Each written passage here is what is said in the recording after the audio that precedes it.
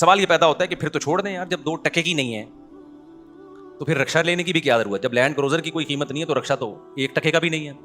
تو پھر ہمیں اسٹرگل کرنے کی، محنت کرنے کی، اور گھر بنانے کی، اور پڑھنے کی، اور سائنٹسٹ بننے کی، اور ڈاکٹر بننے کی، اور بزنس مین بننے کی کیا ضرورت ہے؟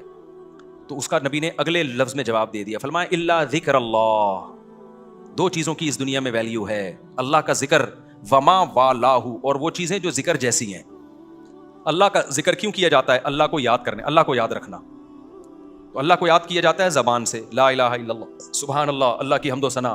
اور کچھ چیزیں ایسی ہوتی ہیں زبان سے نہیں، اپنے عمل سے آپ شو کرتے ہو کہ مجھے اللہ یاد ہے.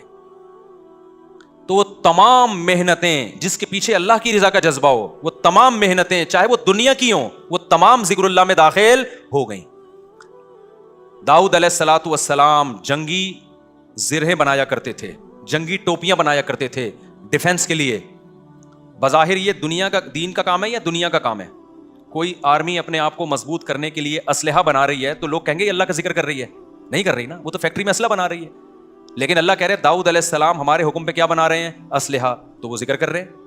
کیوں؟ وہ کس کی رضا کے لیے بنا رہے ہیں؟ تو ہماری فیکٹریوں میں اگر اسلحہ بن رہا ہے اور بنانے والے بڑے بڑے انجینئر ہیں اور انہیں انجینئرنگ پڑھی اس لیے کہ تاکہ ہم قوم کی خدمت کر سکیں، تو جذبہ اللہ کی رضا کا ہے، تو دیکھنے میں یہ عمل دنیا کا ہے، لیکن حدیث کے مطابق وما والاہ، یہ بھی ذکر اللہ سے میچ کر رہا ہے، ذکر اللہ جیسا ہی ہے. یہ آپ میڈیکل کالج میں پڑھ رہے ہو، آپ بہت بڑے ڈاکٹر بننا چاہتے ہو، آپ کی نیت ہے اس سے میں پیسہ بھی کماؤں گا تاکہ لوگوں کے سامنے ہاتھ نہ پھیلاؤں. اللہ کو کھلانے والا پسند ہے، بھیک مانگنے والا پسند نہیں. آپ کہتے ہو میں اسٹرگل کروں گا، پیسہ کماؤں گا، اپنے پاؤں پہ کھڑا ہوں گا، میں پہلا کام بھیک نہیں مانگوں گا، میں صرف اللہ کے سامنے جھکنا جانتا ہوں، مخلوق کے سامنے جھکنا، کیونکہ غربت ہوگی، مہنگائی ہوگی، میں بھکاری نہ بن جاؤں کہیں. آپ تجارت اس جذبے سے کرتے ہو، دیکھنے میں یہ عمل پیسہ کمانا لگے گا، ذکر اللہ نہیں ہے، لیکن حدیث کے مطابق یہ کیا ہے؟ یہ عین ذکر اللہ ہے. نہیں آئی بات سمجھ میں؟ تو یہ باطل، بولنے پر گورنمنٹ نے پابندی نہیں لگائی، بول لیا کرو نا، یہ باطل نہیں ہے.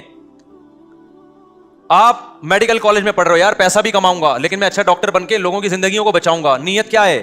اللہ کی رضا.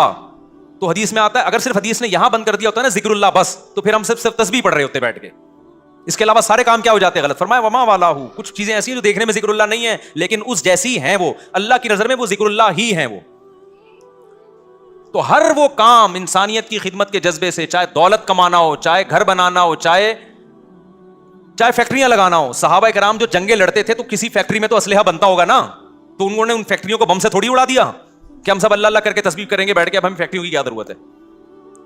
یہی وجہ ہے کہ صحابہ چونکہ مذہب کو سمجھ چکے تھے، تو اسلام جب دنیا میں آیا ہے تو آپ کو پتا ہے کہ نبی تو بتا رہے ہیں دنیا کچھ بھی نہیں ہے، 2 ٹکے کی حیثیت نہیں ہے، مسافر خانہ ہے، لیکن کمال کی بات ہے وہی لوگ دنیا میں ترقی سب سے زیادہ کرنے لگے. خیر القرون، ہمارا سب سے پہلا زمانہ خیر القرون کہا جاتا ہے نا. انگریز نے بھی جگہ جگہ انگریزوں نے یہ بات کتابوں میں لکھی ہے کہ آج جو انگریز سائنسدان ہے، اگر مسلم سائنٹسٹ نہ ہوتے تو آج سائنس جس ترقی پہ پہنچی ہے 500 سال لگتے یہاں پہنچنے میں.